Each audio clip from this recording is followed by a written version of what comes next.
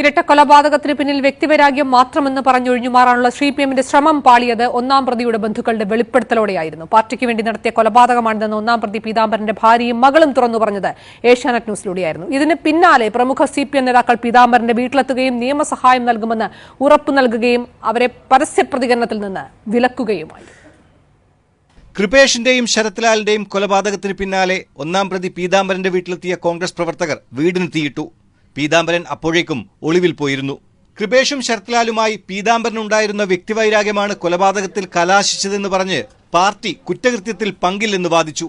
എന്നാൽ ഈ വാദം പൊളിഞ്ഞത് ഒന്നാം പ്രതിയുടെ ഭാര്യയും മകളും അന്ന് ഏഷ്യാനെറ്റ് ന്യൂസിനോട് നടത്തിയ വെളിപ്പെടുത്തലിലൂടെയായിരുന്നു. പീതാംബരൻ സ്വയം ചെയ്ത ഇതാണ്, പാർട്ടിക്ക് ഇതിൽ പങ്കില്ല എന്ന് പാർട്ടിയുടെ ഇവിടെ പ്രാദേശിക നേതൃത്വം അറിയിച്ചതിന്റെ അടിസ്ഥാനത്തിലായിരിക്കും ഈ നിലപാടെടുത്തത്. ഒരു കാരണവശാലും സ്വയം ചെയ്യില്ല.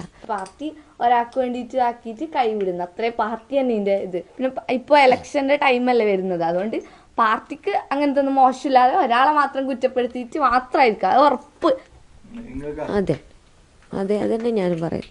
എന്തുണ്ടായാലും ഒരു കാര്യം മനസ്സിലായി വെച്ചാൽ എല്ലാത്തിനും അങ്ങോട്ട് പോയി അവസാനം ഒന്നുമില്ലാത്ത ഒരവസ്ഥയായി ഇപ്പോൾ. ഈ തുറന്നു പറച്ചിൽ സിപിഎമ്മിനെ പ്രതിക്കൂട്ടിലാക്കി. വാർത്ത ഏഷ്യാനെറ്റ് ന്യൂസ് പ്രക്ഷേപണം ചെയ്തതിന് തൊട്ടുപിന്നാലെ പീതാംബരന്റെ കുടുംബത്തെ കാണാൻ മുൻ MLA KV കുഞ്ഞിരാമൻ അടക്കമുള്ള നേതാക്കളെത്തി. ഇനി മാധ്യമങ്ങളോട് സംസാരിക്കരുതെന്നും പാർട്ടി പീതാംബരന് നിയമസഹായം നൽകുമെന്നും ഉറപ്പു നൽകി. എന്നാൽ തങ്ങൾക്ക് കൊലപാതകത്തിൽ പങ്കില്ലെന്ന് മാധ്യമങ്ങൾക്ക് മുന്നിൽ വാദിക്കുകയും ചെയ്തു. CPIM-ന്റെ ഏതെങ്കിലും കേന്ദ്രങ്ങളുമായി ആലോചിച്ചോ അനുവാദം വാങ്ങിച്ചോ നടത്തിയ ഒരു സംഭവമല്ല ഇത്. ഇപ്പോൾ ശിക്ഷിക്കപ്പെട്ടവരിൽ കാസർകോട്ടെ CPM-ന്റെ പ്രധാന നേതാക്കളുടെ നീണ്ട നിര കാണാം.